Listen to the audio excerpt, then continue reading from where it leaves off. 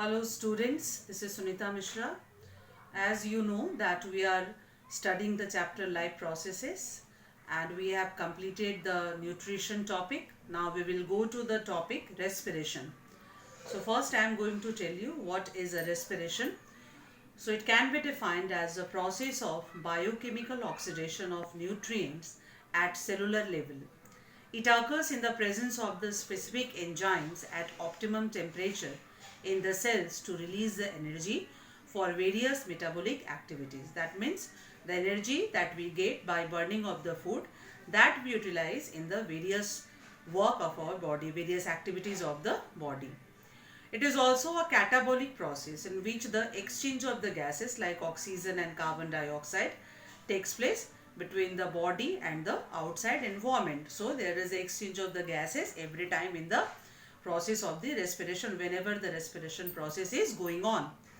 Now the process of the respiration can be written in the equation form as food plus oxygen, that will be give you carbon dioxide plus water and plus energy. Okay, now I will tell you what are the types of the respiration. So there are two types of respiration, aerobic and anaerobic respiration. So I am going to tell you what is aerobic respiration first. So it is a process in which large amount of energy is released in the presence of the oxygen or air from the breakdown of the food substances. So because it takes place in the presence of the oxygen, so there is a large evolution of the energy. So this equation of the aerobic respiration can be written as glucose, and first it will take place in cytoplasm. Then the glucose first breaks down into the pyruvate, which is a 3 carbon molecule, and energy. Then again this pyruvate is going to be oxidized by the oxygen, and that reaction takes place in mitochondria. And after the breakdown of the pyruvate, it converted into carbon dioxide, 6 water molecules and 38 ATP molecules. That means how many number of ATP molecules are produced? It is 38. So this process starts in the cytoplasm and continues in the mitochondria of the cell.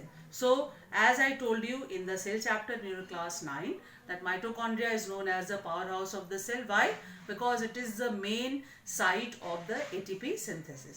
Then we come to the anaerobic respiration. What is an anaerobic respiration? So it is a process in which the small amount of energy is released in the absence of the oxygen from the breakdown of the food substances. That means very less amount of energy is released. Now the anaerobic respiration is termed as a fermentation in microorganism. Okay, and on the basis of the products, that means there are two products formed in the anaerobic respiration. So on the basis of the products formed, it can be categorized as alcoholic fermentation and lactic acid fermentation. So what is an alcoholic fermentation? So an incomplete breakdown of the sugar or glucose into the ethanol and carbon dioxide to release energy is called the alcoholic fermentation. This process mostly occurs in the yeast.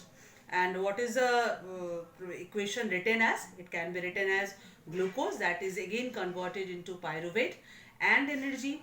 Then this pyruvate, in absence of the oxygen or air, that will be converted to ethanol, carbon dioxide and ATP. Now you see here only 2 molecules of ATP are there. That means very less energy is produced in the alcoholic fermentation. Then we come to the lactic acid fermentation.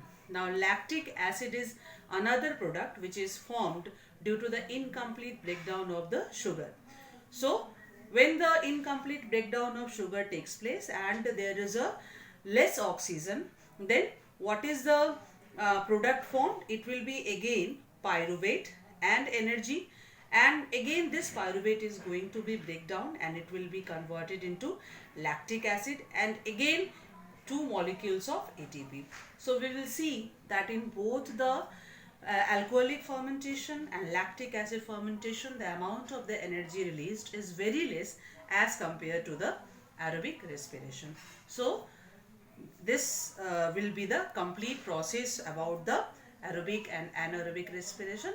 So up to this, I will tell you more in your next topic.